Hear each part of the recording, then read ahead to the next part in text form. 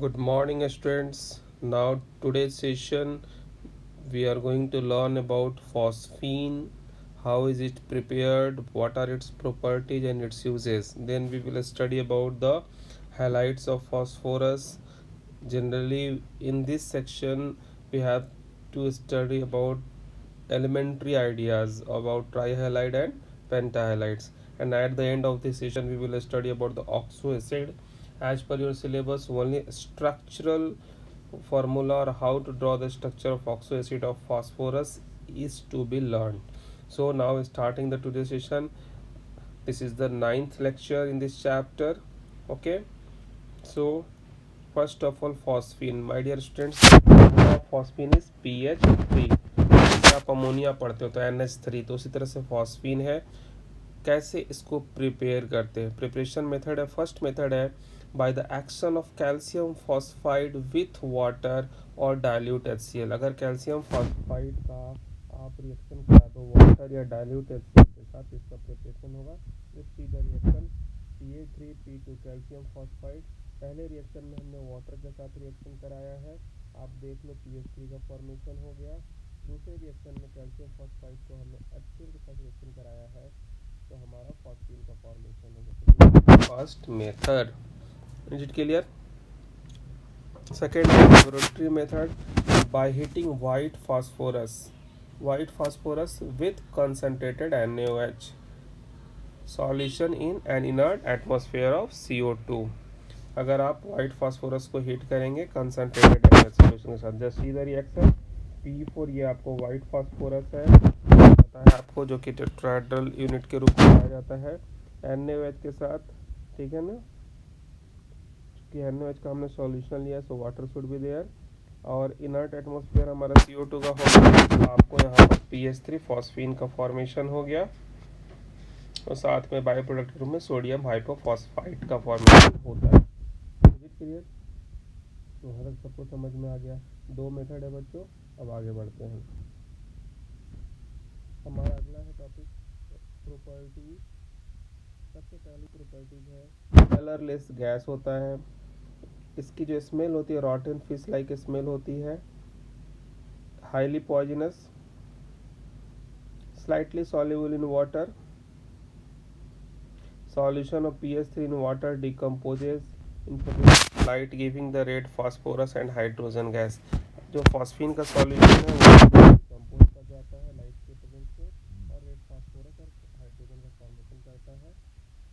अगर copper sulphate और mercury chloride के सॉल्यूशन में हम लोग फॉस्फीन को पास करें तो ये उसमें अब्जॉर्ब हो जाएगा और कॉरस्पॉन्डिंग फॉस्फाइड का फॉर्मेशन करता है. जैसे दो रिएक्शन यहाँ पर देखते हैं.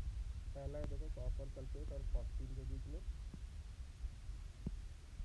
तो आपको कॉपर का फॉस्फाइड मिल गया और सल्फ्यूरिक एसिड का फॉर्मेशन है. दूसरा है मर्क्यूरी के साथ मर्क्यूरी क्लोराइड है, आपको मर्क्यूरी क्लोराइड में देखिए फॉस्फीन का रिएक्शन, तो मर्क्यूरी का फॉस्फाइड मिल गया और मिल गया. Is it clear? Next properties देखें.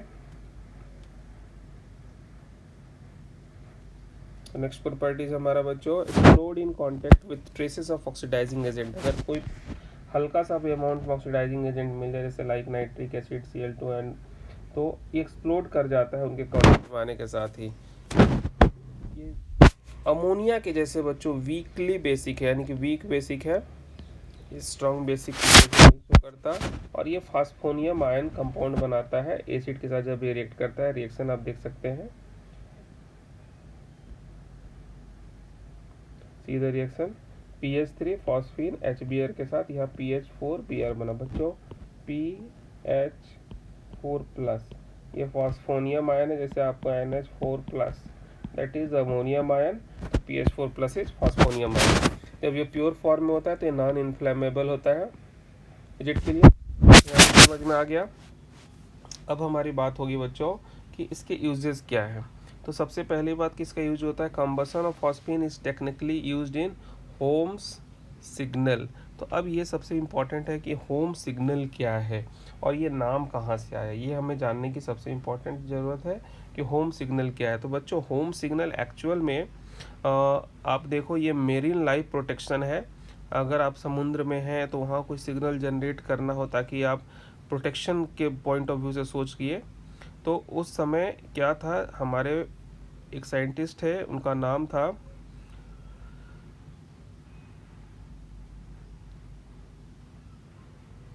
National John Holmes. Nathaniel John Holmes scientist का नाम था, जो एक टेलीग्राफ इंजीनियर थे। और उन्होंने 19th सेंचुरी में मेराइन सिग्नल लाइट की डिस्कवरी की थी और फॉग हॉर्न्स की डिस्कवरी की थी, खोज की थी। और चूँकि उन्होंने इसको, फाउंडर हैं उसके नाथेनियल जॉन होम्स उनका नाम था, मैं यहाँ लिख देता हूँ, आप उसको देख लीजिए। नैथेनियल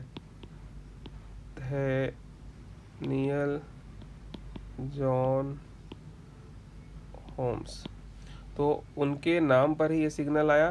तो इस सिग्नल में हम करते क्या है, तो एक्चुअली इसमें mixture of calcium carbide and calcium phosphide होता है। कैल्शियम कार्बाइड और कैल्शियम फॉस्फाइड का एक मिक्सचर होता है, जो एक कंटेनर में ले लिया जाता है, और जो which reacts with water to produce phosphine and acetylene gas. वो जब रिएक्ट करेगा तो फॉस्फीन यानी PH3 और एसिटाइलिन C2H2 का फॉर्मेशन करता है। और जब ये गैस का फॉर्मेशन होता है तो ये दोनों गैस आपस में ये बर्न करते हैं, फॉस्फीन का बर्न होता है, और जो सीप होते हैं सी में, उनको वो गाइड करता है। ठीक है ना। तो इस तरीके से आप कह सकते हो कि होम सिग्नल में फॉस्फीन का यूज होता है to guide the ships in sea after its burning. तो उस होम सिग्नल के लिए जो कंटेनर होता है उसमें दो हमारे केमिकल्स होते हैं, calcium carbide and calcium phosphide. ठीक है ना। और चूंकि ये होम सिग्नल इसलिए नाम दिया गया क्योंकि इसको डिस्कवर, इसके फाउंडर जो थे वो नेथनल जॉन होम्स थे। आई बात समझ में। यूज्ड इन स्मोक स्क्रीन, अगर स्क्रीन पर स्मोक लाइट बनाना है तो वहाँ पर इसका यूज करते हैं।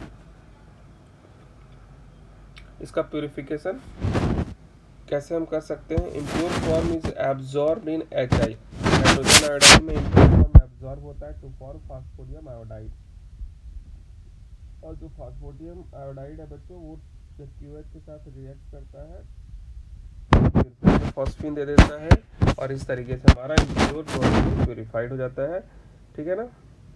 तो हमारा यहाँ पर टॉपिक कंप्लीट हो गया, लेकिन इसके रिएक्शन को हमें देखना है। इसी तरीके से PH4I या फास्फोनियम आयोडाइड है, जो KHO के साथ रिएक्ट करके देखिए फाइनली आपको फास्फोनियम आयन दे रहा है। यहाँ तक सबको समझ में आ गया। ये हमारा फॉस्फीन के बारे में था। जब इसमें आप कॉम्पिटिटिव पॉइंट ऑफ व्यू से याद रखिए, ये पूछा जाता है कि होम सिग्नल में मेनली किस गैस का यूज होता है, तो दैट इज़ फॉस्फीन। ये पॉइंट आपके लिए इम्पॉर्टेंट है। फॉस्फोन जो होता है बहुत ही पॉइजनस गैस है। आई बात समझ में। ऑब्जेक्टिव क्वेश्चंस के लिए, MCQs के लिए भी बहुत इंपॉर्टेंट है। अब बच्चों हम बात करते हैं फास्फोरस के हाइलाइट्स की। ठीक है। तो फास्फोरस के जो हाइलाइट्स होते हैं, दो तरह के हाइलाइट्स की चर्चा की जाएगी है। एक है phosphorus trihalides. Trihalides का मतलब क्या हो गया, 3 halogen atom will be there. In pentahalide there will be 5 halogen atoms. अब हैलोजन एटम्स में भी फ्लोरीन, क्लोरीन, ब्रोमीन और आयोडीन। ओके। तो सबसे पहले हम PCl3 की बात कर लेते हैं। It has a pyramidal shape.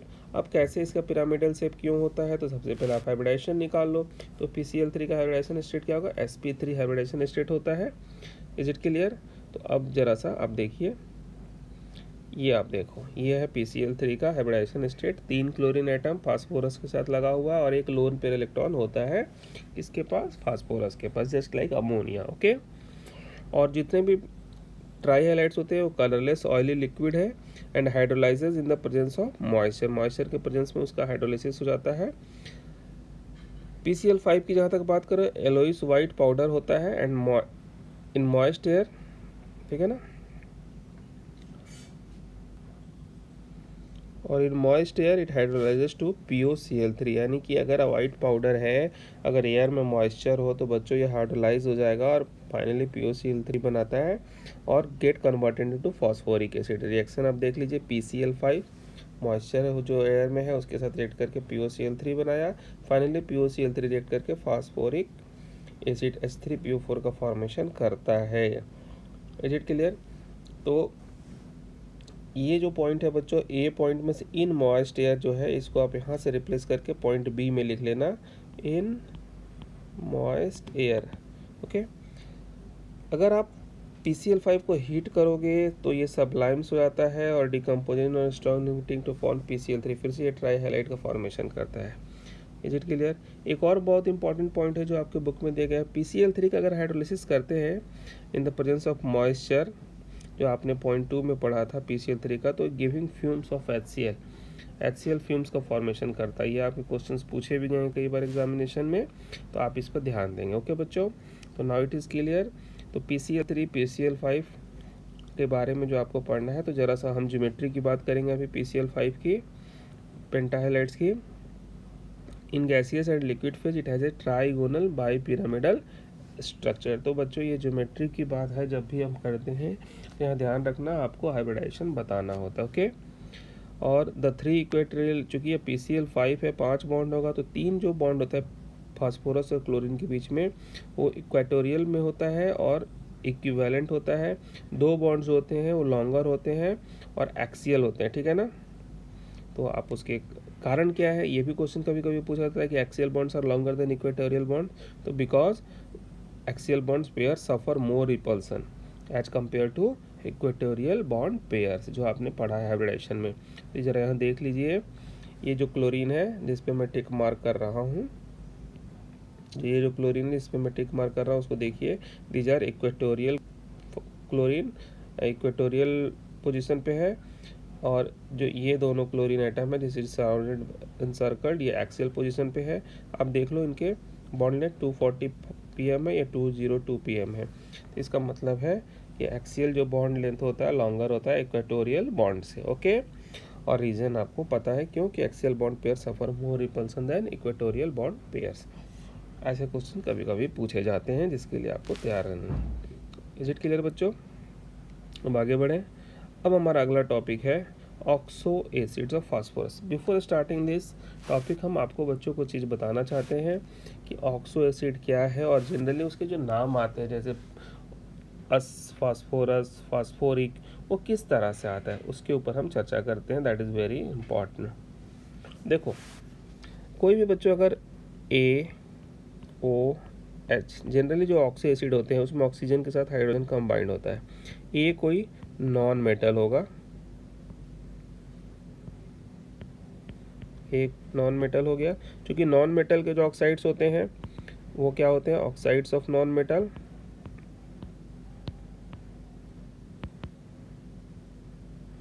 वो क्या होते हैं, एसिडिक इन नेचर होते हैं, यानी कि जितने भी होंगे नॉन मेटल के ऑक्सो एसिड्स वो एसिडिक इन नेचर होंगे। अब यहाँ पर जो उनकी एसिडिटी होती है वो due to hydrogen attached with oxygen के कारण होती है, ना कि कोई डायरेक्टली अटैच हो नॉन मेटल के सब उसके कारण होगा। तो अब जब इसका नोमेनक्लेचर करते हैं तो इससे आपको नाम कई मिलेंगे, जैसे phosphoric acid, phosphorous acid, hypophosphorous acid, hypophosphoric acid, metaphosphoric acid. तो ये जो नाम होते हैं बच्चों, एक्चुअली ये नाम उनके बेसिकली ऑक्सीडेशन स्टेट पर डिपेंडेंट होते हैं। सबसे पहले हमें क्या करना था, एक पैरेंट एसिड को लेना होता है, तो यहाँ पर हम पैरेंट एसिड के रूप में फास्फोरिक एसिड को लेते हैं। तो फास्फोरिक एसिड को हमने जब पैरेंट के रूप में ले लिया तो H3PO4। अब आप देखो यहाँ पर ऑक्सीडेशन स्टेट कितना होगा फास्फोरस का, +5। कैसे निकालना हुआ देख लो, हाइड्रोजन का 3 into +1, phosphorus X 4 into -2 is equal to 0, तो X is equal to 8 - 3 that is +5।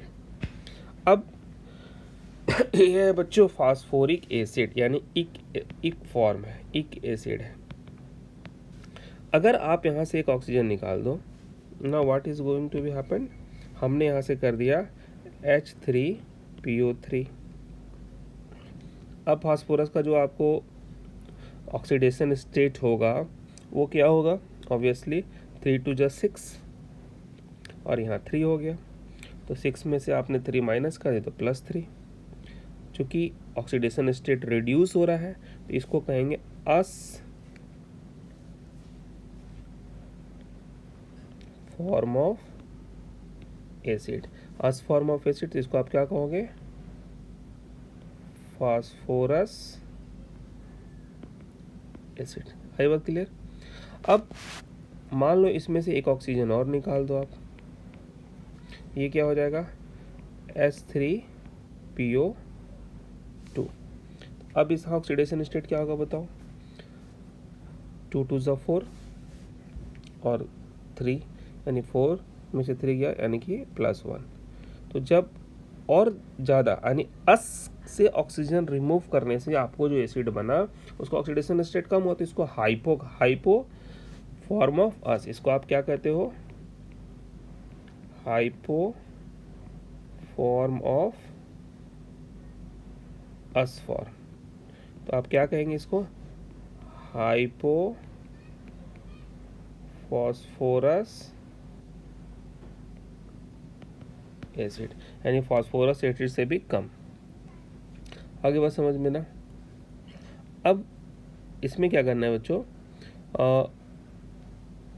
आपको फाइनली हम क्या करते हैं, पायरोफॉस्फोरस, एक टर्म आता है पायरोफॉस्फोरस एसिड। तो पायरो वर्ड कैसे यूज होता है उसको जरा समझो। देखो फास्फोरस एसिड है तो पायरो से बनेगा यानी यहाँ से बनेगा। सबसे पहले इसको डाइमराइज कर दो, यानी इसके 2 मॉलिक्यूल। तो जैसे आप 2 मॉलिक्यूल लेंगे, किसके 2 मॉलिक्यूल आपको लेने हैं, फास्फोरस एसिड के, तो ये हो जाएगा H6P2O6। अब इसमें से क्या करना है बच्चों, वाटर का 1 मॉलिक्यूल निकाल दो, 1 मॉलिक्यूल ऑफ वाटर यहाँ से रिमूव कर दो, तो क्या मिलेगा आपको, H4P2O5। ये जो फॉर्मूला मिला, जहाँ आपने अस फॉर्म ऑफ एसिड के डाइमर फॉर्म से, डाई फॉर्म से आपने एक वाटर का मॉलिक्यूल निकाला। अरे ये बात समझ में, तो इसको हम कहते हैं pyro form of us form, यानी ये हो जाएगा आपको pyro phosphorous acid. Is clear. तो इक से अस में आए, अस से हाइपो बनाया ऑक्सीजन रिमूव करके, और अस को डाइमर करके पायरो फॉर्म बना लिया, पायरो फॉस्फोरस बना लिया। अरे बात समझ में। लेकिन अगर मान लो कि ये डाइमर नहीं करते, तो सिर्फ हम यहाँ से निकालते, यानी अगर हम यहाँ से ही वाटर का मॉलिक्यूल निकालते, जैसे इंट्रा कहते हैं, उसी डाइमर किए बिना यहाँ से अगर हम वाटर का मॉलिक्यूल निकालते, ठीक है ना, तो हमारा क्या मिलता, वाटर 2 हाइड्रोजन निकल जाता और 1 ऑक्सीजन निकल जाता, यानी कि HPO2। ये बच्चों एक्चुअल में पॉलीमराइज होता और इसको हम कहते हैं मेटा फॉर्म। तो meta phosphorous acid, meta phosphorous acid. तो आपको समझ में आ गया, phosphorous acid, hypophosphorous acid, pyrophosphorous acid का यूज करना है, मेटा फास्फोरस एसिड का भी यूज करना है। This is it clear.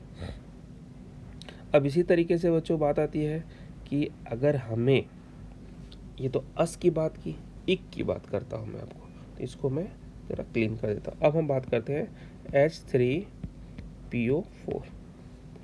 अगर H3PO4 में से यहाँ से आप हाइड्रोजन 1 वाटर का मॉलिक्यूल निकाल दो, तो आपको क्या मिलेगा, HPO3 मिलेगा। ये पॉलीमराइज होगा, इसको कहते हैं हम मेटा फॉर्म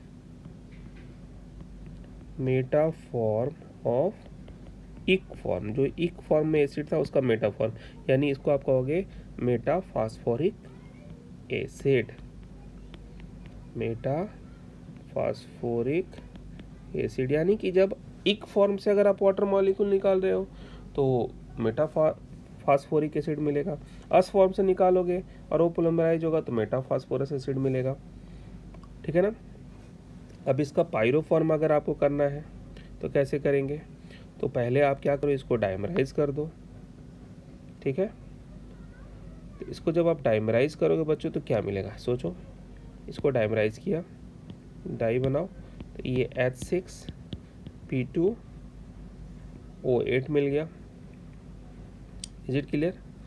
अब यहाँ से अगर आप वाटर निकालते हो, ठीक है ना, अब इस फॉर्म से अगर आप वाटर निकालेंगे तो पायरो फॉर्म मिलेगा, और अगर आप ऑक्सीजन निकालेंगे तो हाइपो फॉर्म ऑफ इक फॉर्म मिलेगा। ठीक है, तो जैसे आप अब यहाँ से अगर वाटर निकालो तो आपको फॉर्मूला क्या बनेगा, H4P2O7। तो ये आपको बच्चों क्या हो गया, ये हो गया पायरो फॉस्फोरिक एसिड। लेकिन अगर पायरो फॉर्म में से अगर एक ऑक्सीजन निकालोगे तो अब आपको क्या मिलेगा, H4P2O6। ये है आपको hypo phosphoric acid. Hypo form यहाँ पे बन गया। ठीक है ना, इज इट क्लियर। तो इस तरीके से बच्चों एसिड के डिफरेंट फॉर्म आते हैं। अगर पर ऑक्सी फॉर्म ऑफ होगा, जैसे आप पढ़ोगे H4P2O8, यानी आपने क्या किया, इसमें ऑक्सीजन ऐड कर दिया, यहाँ रिमूव किया था, यहाँ ऐड कर दिया, तो इसको कहते हैं पर ऑक्सी फॉर्म ऑफ इक एसिड, यानी इसको कहोगे आप पर ऑक्सी फास्फोरिक एसिड। लेकिन एक सबसे इम्पॉर्टेंट पॉइंट कि यहाँ पर तो आपको हम ऑक्सीडेशन स्टेट मैक्सिमम से ज़्यादा ले नहीं जा सकते, इसलिए यहाँ पे पर ऑक्सो लिंकेज का फॉर्मेशन होता है। आपको नोमेनक्लेचर समझ में आ गया ना, कैसे आपको हाइपो पायरो ये सब बनता है। तो अब हम बात करते हैं, डिस्कस करते हैं स्ट्रक्चर की, ज्योमेट्री की बात करते हैं। ज्योमेट्री की बात करने से पहले बच्चों एलिमेंट्री आइडियाज़ कुछ ले लेते हैं। In oxo acid phosphorus is tetrahedrally surrounded by other atoms. Phosphorus जो है वो अपने सराउंडिंग में टेट्राहेड्रल स्ट्रक्चर से सराउंडेड होगा। ऑल द एसिड कंटेन, सारे एसिड में पी डबल बॉन्ड होंगे and at least one POH bond होगा। और ये जो पीओएच बॉन्ड होगा उसके कारण है उसकी एसिडिटी होती है, यहाँ का हाइड्रोजन एटम ही रिमूव होता है। The oxo acid in which phosphorus is lower oxidation state less than 5 होगा, contain in addition to PU double bond O POH bonds, PP bond PH bond but not both. ठीक है, यानी कि उसमें या तो पी बॉन्ड पी होगा या पी बॉन्ड एच होगा, दोनों एक साथ नहीं हो सकते हैं। ठीक है, अब बात करते हैं acids in the +3 oxidation state of phosphorus tend to disproportionate to higher and lower oxidation. अगर मान लो कोई फास्फोरस का ऑक्सो एसिड है जिसमें उसकी ऑक्सीडेशन स्टेट +3 है, तो वो डिस्प्रोपोर्शनेशन रिएक्शन शो करेगा और वो हायर और लोअर ऑक्सीडेशन स्टेट में आ सकता है। जैसे देख लो H3PO3 है, फास्फोरस एसिड है, ये H3PO4 और फॉस्फीन बना लेगा, यानी डिस्प्रोपोर्शनेशन रिएक्शन शो करेगा। ऐसा क्वेश्चन पूछा गया है बच्चों। इज इट क्लियर, समझ में बात आ गई ना। अब हम बात करते हैं the acid which contain P bond H have a strong reducing properties, thus hypophosphorus acid a good reducing agent। अगर मान लो फास्फोरस के साथ डायरेक्टली हाइड्रोजन अटैच्ड है किसी एसिड में, ऑक्सो एसिड में, तो वो अच्छा रिड्यूसिंग एजेंट होगा। जैसे आप हाइपोफॉस्फोरस एसिड का भी स्ट्रक्चर देखेंगे तो गुड रिड्यूसिंग एजेंट है, क्योंकि उसके पास 2 पी बॉन्ड एच होता है। लेकिन एसिडिटी के लिए बात दूसरी है बच्चों, याद रखना। देख लो ये क्वेश्चन बहुत इंपॉर्टेंट है। Point number 6, H3PO3 and H3PO4 are dibasic. दोनों में 3-3 हाइड्रोजन है, लेकिन H3PO3 डाइबेसिक है, H3PO4 ट्राइबेसिक है। क्यों, इसके स्ट्रक्चर से क्लियर होगा कि H3PO3 में आपको 2 POH बॉन्ड होता है, H3PO4 में 3 होता है। तो वहाँ से आपको ये पॉइंट क्लियर हो जाएगा। ठीक है ना, क्योंकि जो पीएच बॉन्ड होता है वो नॉन आयनाइजेबल होता है। ठीक है, हाइड्रोजन जो एसिड के कैरेक्टर को शो करने के लिए चाहिए, सॉल्यूशन में डिसोसिएट होना चाहिए, वो हमें कहाँ से मिलता है, पी बॉन्ड OH बॉन्ड। ये हाइड्रोजन आपको डिसोसिएट होकर मिलता है, आयनाइज्ड होकर मिलता है। तो हम बात करते हैं स्ट्रक्चर की, चलते हैं स्ट्रक्चर को समझते हैं। सबसे पहला आपको बच्चों स्ट्रक्चर है हाइपोफॉस्फोरस एसिड, इसको फॉस्फोनिक एसिड बोलते हैं। Formula H3PO2। ऑक्सीडेशन स्टेट देख लो +1, हाइपोफॉस्फोरस हो गया, और कम था अपनी, जैसे आपको हमने पहले ही समझा दिया है। अब इसका स्ट्रक्चर देखिए कैसे होता है। एक फास्फोरस लीजिए, H3P के साथ आपको 2 ऑक्सीजन एटम है, एक ऑक्सीजन को O और H दे दो, एक डबल बॉन्ड O कर लो। ठीक है ना, 2 और एक 3 इलेक्ट्रॉन यूज में आ गया। अभी आपके पास 2 इलेक्ट्रॉन बचा है, तो वो हाइड्रोजन के साथ से बॉन्डिंग करा लीजिए, बन गया H3PO2। ठीक है। दूसरा है ऑर्थोफॉस्फोरस एसिड H3PO3, या इसको आप फास्फोरस एसिड भी बोलते हैं। अब यहाँ पर क्या है बच्चों, आपको 3 ऑक्सीडेशन स्टेट है +3, तो कैसे होगा, फास्फोरस तो होगा ही होगा, इसके साथ डबल बॉन्ड बनाना ही बनाना है।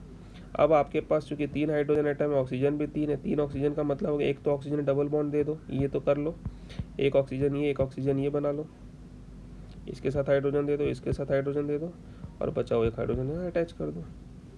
यानी पहले आप फास्फोरस के साथ एक डबल बॉन्ड ऑक्सीजन बनाइए, फिर ऑक्सीजन को सिंगल बॉन्डेड करिए, उन सिंगल बॉन्डेड ऑक्सीजन के साथ हाइड्रोजन अटैच करिए, देन बचे हुए ऑक्सीजन को, हाइड्रोजन को आप फास्फोरस के साथ डायरेक्ट अटैच करो। याद रखिए ये जो हाइड्रोजन है, this hydrogens are responsible for acidity, तो ये आपको डाई बेसिक ही होगा, ना कि 3 हाइड्रोजन होने से वो ट्राई बेसिक होगा, ये क्वेश्चन पूछा जाता है। थर्ड हमारा structure pyrophosphoric acid H4P2O7, oxidation state यहाँ +5 है, देख लो। पायरोफॉस्फोरिक एसिड है, यहाँ पर फास्फोरस और ऑक्सीजन के बीच में पैरोक्सी लिंकेज टाइप का आ गया। Okay, tetrahedral structure, 2 tetrahedral structure बनाने हैं हमें, P double bond O, clear है। उसके बाद दोनों को हम लिंकेज कर देंगे ऑक्सीजन के साथ, और बाकी यहाँ पर OH, 4 हाइड्रोजन हो गए यहाँ पे, जो कि आपको आ सकते हैं। नेक्स्ट है हमारा ऑर्थोफॉस्फोरिक एसिड H3PO4। नेक्स्ट है पॉलीमेटाफॉस्फोरिक एसिड HPO3N। यहाँ पे टेट्राहेड्रल स्ट्रक्चर देखिए, आपस में लिंकेज बनाते जाना है आपको, P डबल बॉन्ड O तो रहेगा, ये कॉमन आप देख रहे हो। उसके बाद ऑक्सीजन के साथ लिंकेज करनी है और OH के अटैच करते जाना है। तो इस स्ट्रक्चर की आपको प्रैक्टिस कर लेनी है बच्चों। Cyclo try metaphosphoric acid, cyclic form में होगा, ट्राई मेटाफॉस्फोरिक एसिड है HPO3 ON। देख लीजिए साइक्लिक फॉर्म में 3 फास्फोरस, यानी बेंजीन रिंग की तरह। आप इसको मैं यहाँ ड्रॉ कर देता हूँ। देखो सबसे पहले तो आप क्या करोगे, oxygen phosphorus, oxygen phosphorus, oxygen phosphorus, closed हो गया। ओके, अब हर फास्फोरस के साथ डबल बॉन्ड बना दो, ये क्लियर, ठीक है ना। अब सारे फास्फोरस के साथ एक OH बॉन्ड बना दो, OH, दैट्स ऑल, बन गया cyclo try metaphosphoric acid. Is it clear, सबको समझ में आ गया ना। तो ये आपके बच्चों स्ट्रक्चर थे एसिड के, हमने नोमेनक्लेचर भी आपको बता दिया, अब सबको समझ में आ गया होगा। और ये जो डाई बेसिक ट्राई बेसिक का कॉन्सेप्ट है, that is very very important point, it should be learn it. अब हम बात करते हैं कुछ क्वेश्चंस की जो आपके NCERT बुक में दिया गया है, उसको आप यहाँ से पढ़िए, स्क्रीनशॉट ले लीजिए and try to write answer of this question. तो आज आपका बच्चों ग्रुप 15 और उसके कंपाउंड्स कंप्लीट हो गए। Now in this 3 sessions we have completed it already, notes has been provided to you. So my dear student, from the day tomorrow we are going to start the compounds of group 16 elements, जहाँ आपको ozone के बारे में पढ़ना है, sulphur dioxide के बारे में पढ़ना है, फिर ग्रुप 17 के बारे में पढ़ना है। Hardly in 4 sessions we are going to complete this chapter. So my dear students, please do all the work, maintain your notes, write the questions provided to you in your homework notebook also. Okay, so now thanks for watching, like and subscribe. Once again, thank you, have a nice day, thanks a lot.